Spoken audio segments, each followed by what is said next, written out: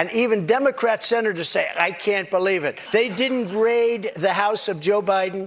They didn't raid Obama. But Joe Biden didn't ignore a subpoena to get those documents back like Joe you Biden did. And so took that's the question. 1,850 boxes. But that's the question that investigators have, I think, is why you held on to those documents when you knew the federal government was seeking them and then had given you a subpoena to return them. Are you ready? Are you ready? Can I talk? Yeah, what's the answer? Do you mind? I would like for you to answer the question. Okay, it's very simple to answer. That's why I asked it. It's very simple to, you're a nasty person, I'll tell you. If you look at what's gone to our country has gone to hell. Our borders are bad. Our military has been bad. You look at the taxes, you look at inflation, what's happened to inflation, it's just destroying our country. We've really become, in many ways, a third world country.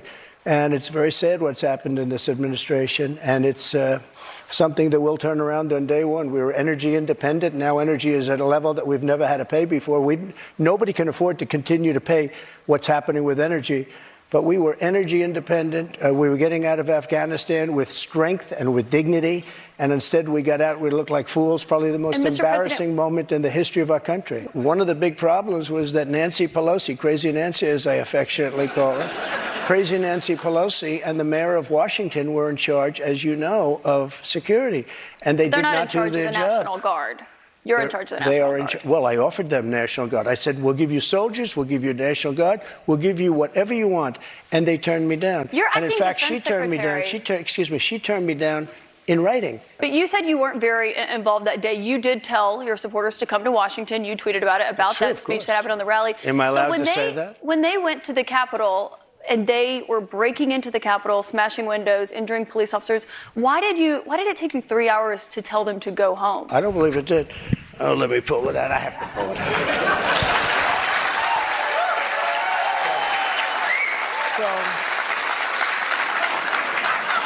So if you look at, on January 5th, the day before, I said, please support our Capitol Police and law enforcement. They are truly on the side of our country. Stay peaceful. Stay peaceful. This was the day before, and this was in the form of Twitter. Now I use Truth Social. I think it's far superior, okay? I hope everybody's on Truth. If you look January 6th, this is before 2:30. I am asking for everyone at the U.S. Capitol to remain peaceful. This is right after, as it was happening. But what happened is they took it down. I don't know why. I think they took it down because it was so good. They didn't like it being up there. I am asking, and we didn't know until I got it back, because now I have 90 million people waiting for me to go back, but I'm on Truth and I'm staying on Truth. Listen, I am asking for everyone at the U.S. Capitol to remain peaceful. No violation. We want no violation. We want no violence. Remember, we are the party of law and order. Respect the law and our great men and women in blue. Thank you. That was at 2:30. That was very early. Mr. President, I looked at the same timeline that you did. No, I know, but you didn't report that. You know why? Because it was taken down. We did report it. I was reporting that day. It was taken down and it wasn't. But when it was clear to you that they were not being peaceful, you saw them rushing the Capitol, breaking windows. They were hitting officers with flagpoles, tasing them, beating them up. When it was clear they weren't being peaceful, why did you wait 3 hours to tell them to leave the Capitol? They listen to you like no one else. You know that. They do. I agree with that. But so why didn't you tell them to go home sooner? Nancy Pelosi and the mayor are in charge. I assume they were able to do their job. They weren't. But Pelosi's not in charge of Capitol security. And if you remember, I made a video right outside the Oval Office in the Rose Garden. And I'm very proud of that video. I didn't have a script. I don't need scripts like a certain person that's in there right now. The video, it came out much later after they had already attacked the Capitol. Going back to your influence, in that 3 hours, over 140 officers were injured that day. And a person named Ashley Babbitt was killed. Yes. You know what? She was killed, and she shouldn't have been killed. And that thug that killed her, there was no reason to shoot her. At blank range, cold blank range, they shot her, and she was a good person. She was a patriot. There was no reason. And he went on television to brag about the fact that he killed her. The officer was not bragging about the fact that he killed her, but one person. Will you pardon the January 6 rioters who were convicted of federal offenses? I am inclined to pardon many of them. I can't say for every single one because a couple of them probably they got out of control. But, you know, when you look at Antifa, what they've done to Portland, and if you look at Antifa, look at what they've done to Minneapolis and so many other places. Look at what they did to Seattle and BLM. Many people were killed. These people, I'm not trying to justify anything. But you have two standards of justice in this country, and what they've done, and I love that question, because what they've done to so many people is nothing. And then what they've done to these people, they've persecuted these people. And yeah, my answer is I am most likely, if I get in, I will most likely, I would say it will be a large portion of them. You know, they did and it'll be very early on. And they're living in hell right now. So when it comes to pardons, they're living in hell.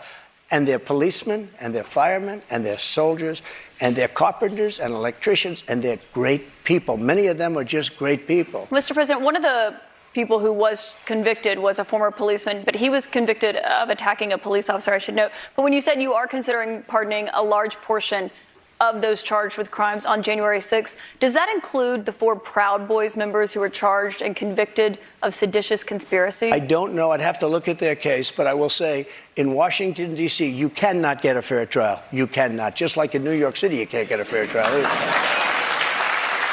This woman, I don't know her. I never met her. I have no idea who she is. I had a picture taken years ago with her and her husband, nice guy, John Johnson. He was a newscaster, very nice man.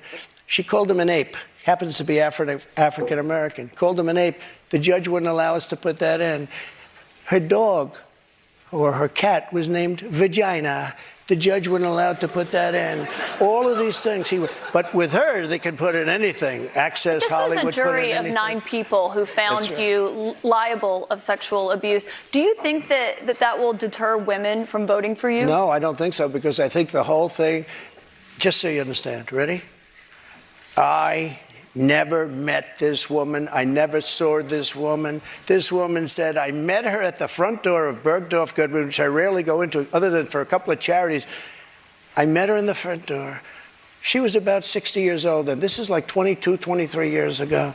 I met her in the front door of Bergdorf Goodman. I was immediately attracted to her, and she was immediately attracted to me.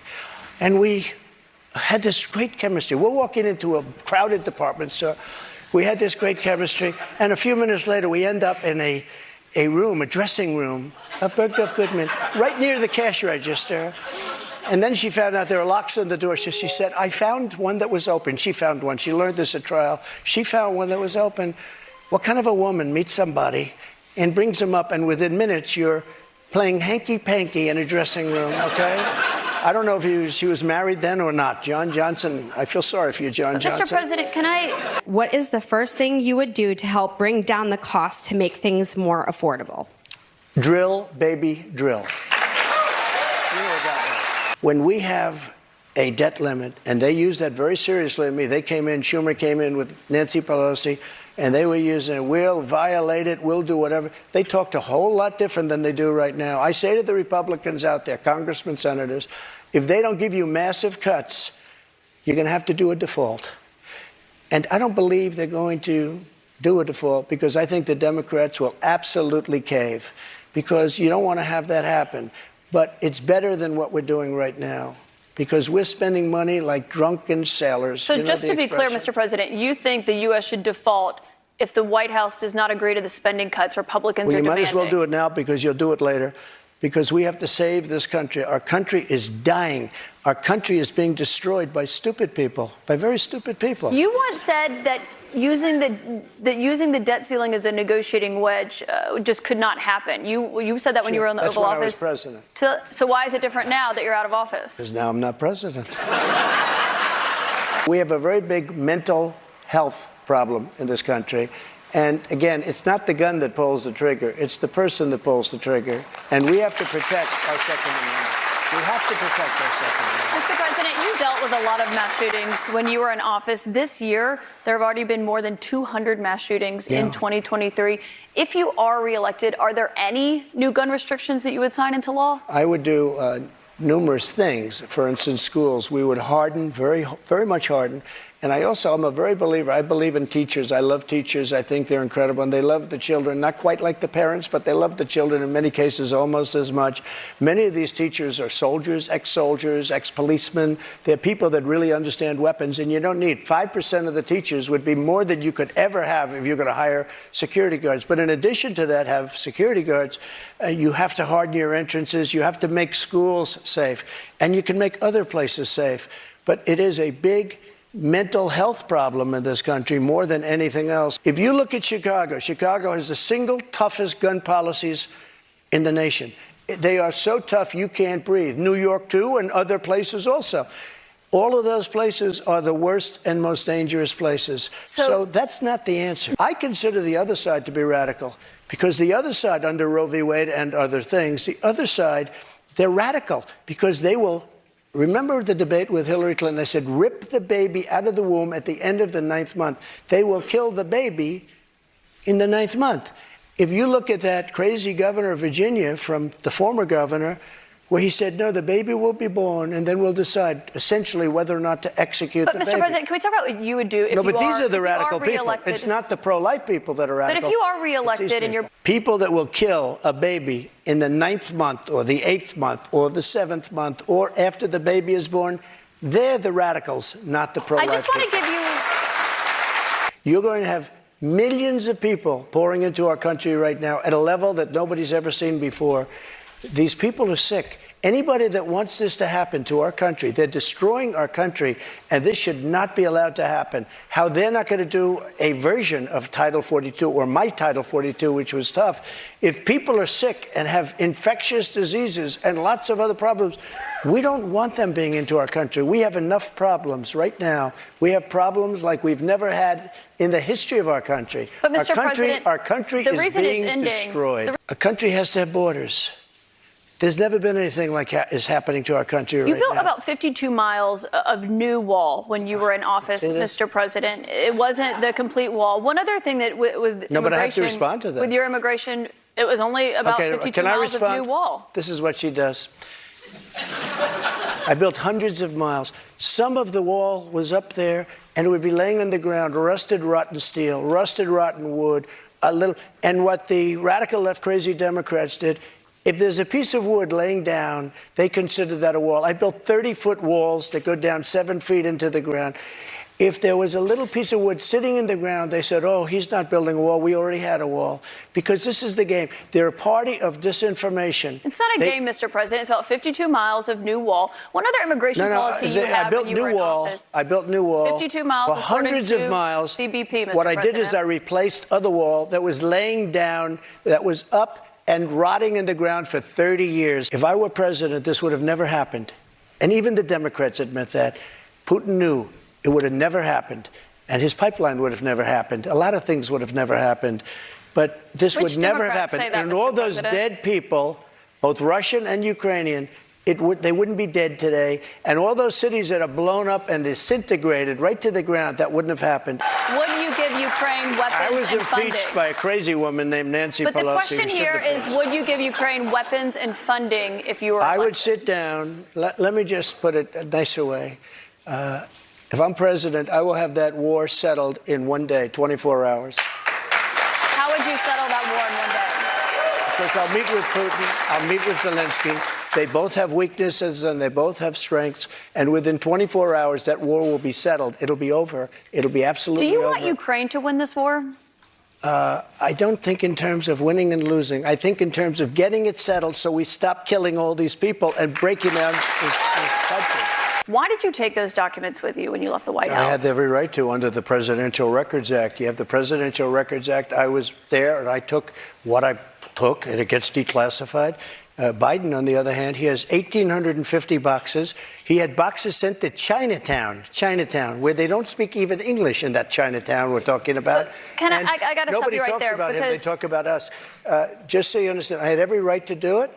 I didn't make a secret of it. You know, the boxes were stationed outside of the White House. People were taking pictures of the GSA of the various people. I got to stop you right there, that though, were because the moving. Presidential Records Act, which is not well known to a lot of people, I read it. It does not say that you can take documents with you. It says actually that they are the property of the federal It says you talk, government you when negotiate, leave. you make a deal. It's not criminal, by the It way. does not- it does The not say that you Presidential can Records Act is negotiate. not criminal. And just so It does you not know, say you can negotiate to just take so the you- documents with you. Can I tell you? Just so you understand, the Presidential Records Act is not criminal. I took the documents. I'm allowed to. You know who else took them? Obama took them. Nixon took them. Obama did Reagan not take took them. documents. Oh, he didn't? The difference here that I'd like Take to a look. note, the Reagan National took Archives them. says that President Obama Even did Jimmy not Carter, take even Mike documents. Pence had some documents, and he's a You very referenced honorable Pence, guy. you referenced But you know who Biden. took them more than anybody is Joe Biden. He has 1,800 boxes. That's And not nobody accurate, even Mr. knows where President, they and you are. know that. 1,800, and nobody talks about him. Let's hear It what happened included a when you had raid those on my documents. house. That's what it included. But They you had didn't raid. you'd gotten a they didn't subpoena raid and they had not Biden's been house. turned over yet. They didn't raid Biden's house. You know what happened? They put him in the house. That's the one with the Corvette, where the documents were laying all over the floor. That was fine. And you know who happens to be at Mar-a-Lago? Secret Service, and they're phenomenal. I have Secret Service. He didn't have Secret Service. The other thing, the vice president cannot declassify. He didn't have the right to declassify. He has documents from when he was a senator. And even Democrat senators say, I can't believe it. They didn't raid the house of Joe Biden. They didn't raid Obama. But Joe Biden didn't ignore a subpoena to get those documents back like Joe you Biden did. And so took that's the question. 1,850 boxes. But that's the question that investigators have, I think, is why you held on to those documents when you knew the federal government was seeking them and then had given you a subpoena to return Are them. you ready? Are you ready? Can I talk? Yeah, what's You the mind? answer? Do you mind? I would like for you to answer the question. Okay, it's very simple to answer. That's why I asked it. It's very simple to. You're a nasty person, I'll tell you. Can you answer why Very you simple. held on to the documents? I was negotiating, and we were talking to NARA, that's Washington, to bring whatever they want. They can have whatever they want. When we left Washington, we had the boxes lined up on the sidewalk outside for everybody. People are taking pictures of them. Everybody knew we were taking those boxes. And the GSA, the government service, the GSA was the one taking them. They brought them down to Mar-a-Lago. We were negotiating with NARA. All of a sudden, they raid our house. When Biden had his documents, he won't give back the 1,850 boxes. And you're going to find some real gems in there. Let me ask you a question. Why is it that Biden had 9 boxes in Chinatown? And he gets a lot of money from China. Why is that? And There why, is no why evidence aren't of that, people? Mr. President. No, you cannot why say aren't that. There people is no bringing that evidence up? of that, Mr. And why don't they President. put this What guy you're Jack referring Smith to and his is an group office that he of had. thugs? Mr. Why don't President, they put him in charge of that? I need to stop you right there because there's no evidence of what you just said there. What you're referring to there is an office that he had No. after That's leaving at the University vice of Pennsylvania. presidency. Wrong. He had a temporary office. But I want to ask you about another investigation You're so that you're wrong. facing. You don't know the subject. I do know the subject. He had and I one do at know the University facts, of Mr. Pennsylvania, President. but he also had I want to 9 move boxes on to another in investigation that Chinatown. you're facing, which is the one She that's doesn't happening understand in it. Georgia, where We are really putting it to Biden, but he's putting it to himself because the economy stinks, inflation is horrible, and the border is a disaster. And by the way he got out of Afghanistan was the single most embarrassing moment in the history of our country. And you know what? If I don't win, this country is going to be in big trouble. It's so sad to see what's happening. but no commitment there on the accepting the results regardless of the outcome. If it's an honest election, correct, I will. Okay, so not committing to accepting the 2024 election results or acknowledging what happened in 2020. Go ahead. President Trump, I want to thank you for coming here tonight. This is an important conversation with voters to hear and to have. Thank you to our audience and to our host, St. Anselm College. Thank you very much. Thank you very much, Katie. Good job. Thank you, Katie. Thank you very much. I like you guys. We love New Hampshire. Thank you, Woody. Good luck, Woody.